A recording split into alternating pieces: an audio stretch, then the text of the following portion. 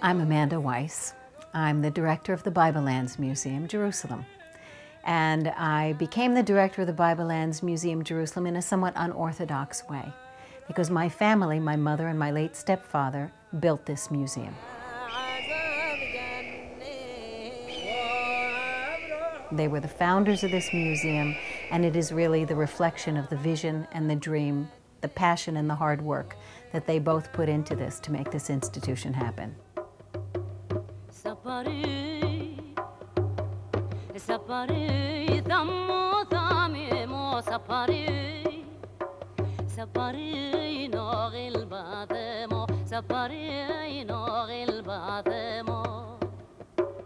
Ever since I was a child, Shabbat dinner, we would sit and the candles would be burning on the table, and there were no lights in the house, just the candles. And my father would tell these wonderful stories that were, to me, they were out of the stories of Arabian Nights. And they were so exciting and so very special.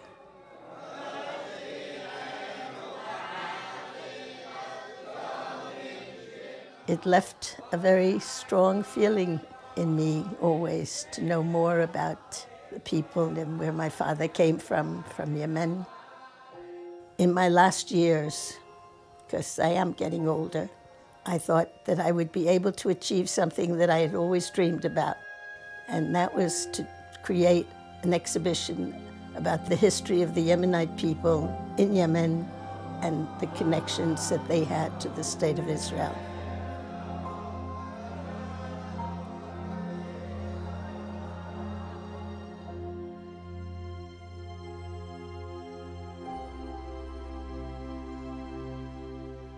I've done many exhibitions here, and they're all very exciting and very important for me.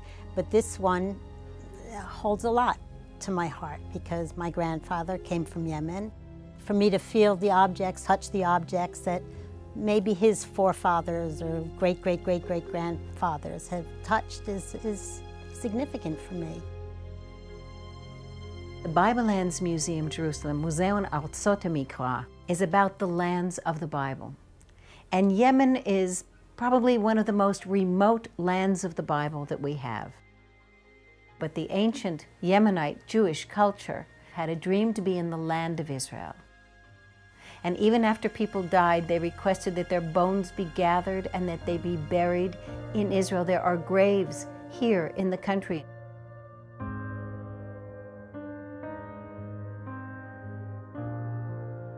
That longing to have that connection to Israel and to the Bible, to the Tanakh, is something that never waned, never got lost along the way, no matter how long and hard that journey was. And each of those gravestones and inscriptions is really evidence of the people who had that dream and carried that dream with them to their graves, and their families made sure that they would then be buried here in Israel.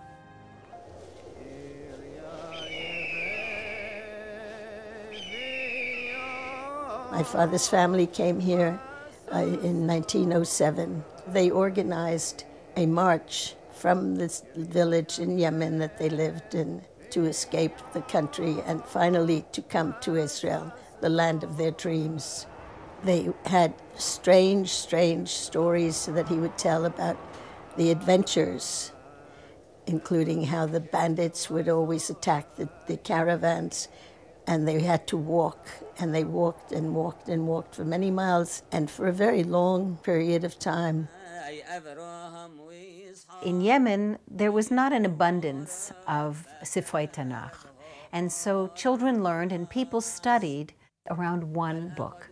It's why we have that photograph on display, because it comes from a love of that Tanakh. And if there's only one book and we all need to study it, we'll find the way to study it together.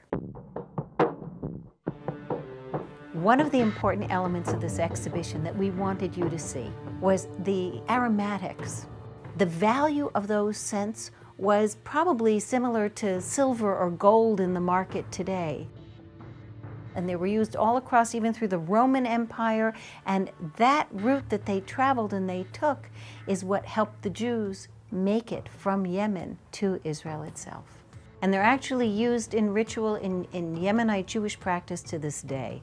And the incense burners that you've seen on display, the raw material that we have here, is evidence of that.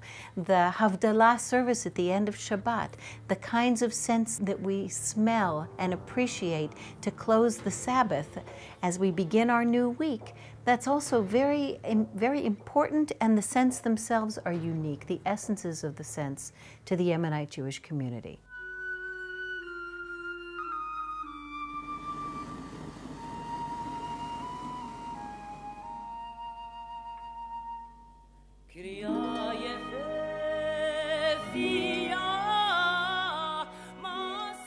My father was a Yemenite jeweler, as his father was before him, and his father before him.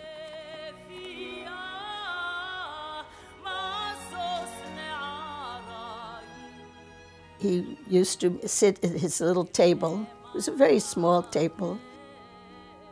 He had a piece of wood attached to it with a little clamp, and the clamp would hold the piece of silver that he was cutting and shaping, and he would put together beautiful things like rings and earrings and necklaces.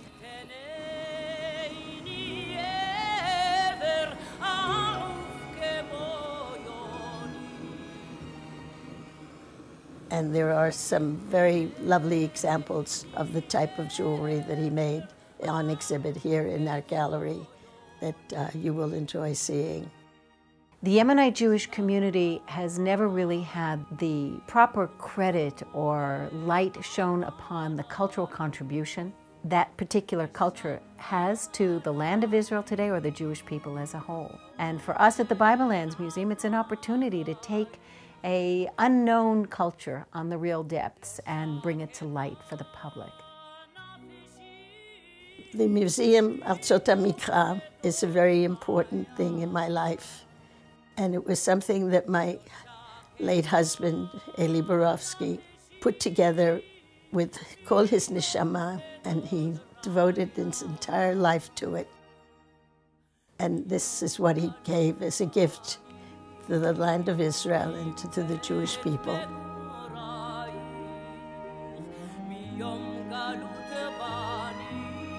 I was very fortunate to be in a position to take on the project of building the Museo Mikra.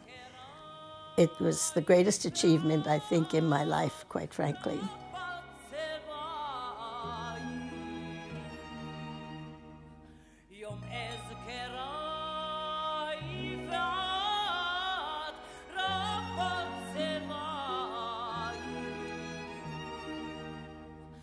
לך קל את הנפשי, לי שכל